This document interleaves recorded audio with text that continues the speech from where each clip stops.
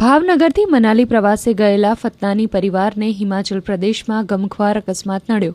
વહેલી સવારે પરિવાર મનાલીથી ડેલહાઉસી તરફ જવા નીકળ્યો ત્યારે છાબા જિલ્લામાં નેશનલ હાઈવે નંબર 28 ઉપર તેમની કાર ખાઈમાં ખાબકી હતી। પ્રાપ્ત વિગતો અનુસાર કારમાં 9 લોકો સવાર હતા, જેમાંથી 5 લોકોના અકસ્માતમાં મૃત્યુ થયા છે। કાર ચાલકનું પણ અકસ્માતમાં મોત થયું છે। આજે સિંધી સમાજ માટે અને તમામ ભાવનગરીઓ માટે ખૂબ દુઃખદ સમાચાર છે। રાત્રે 3:30 વાગ્યાની આજુબાજુ મને કોલ આવેલું કે અમે હિમાચલ પ્રદેશમાં પ્રવાસ માટે ગયેલા હતા અને અમને અકસ્માત નડ્યું છે એવું મયંકભાઈનો કોલ હતો। તો તાત્કાલિક મેં હિમાચલ પ્રદેશ તંત્ર સાથે ડિઝાસ્ટર સાથે વાત કરીને તે લોકોને સ્થળે સુવિધાઓ મળી લે અને સારવાર મળી લે તેના માટે વાત કરી।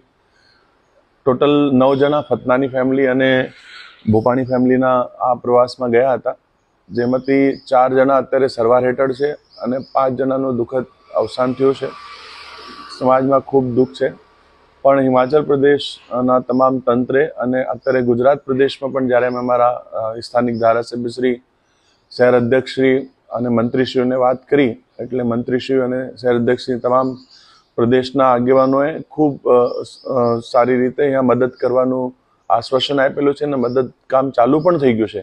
હાલમાં સારવાર હેઠળ 4 લોકો છે, એમને ચિંતા નથી બહુ, એમની અંદર ખતરાથી બહાર છે બધા, અને 5 જણા જે ગુજર્યા છે એમાં અમારા સમાજના વડીલ અને ખૂબ સમાજ સેવક એવા આપણા લલિતભાઈ ફતનાની અને એમના જવાઈ અને દીકરી અને વાઈફ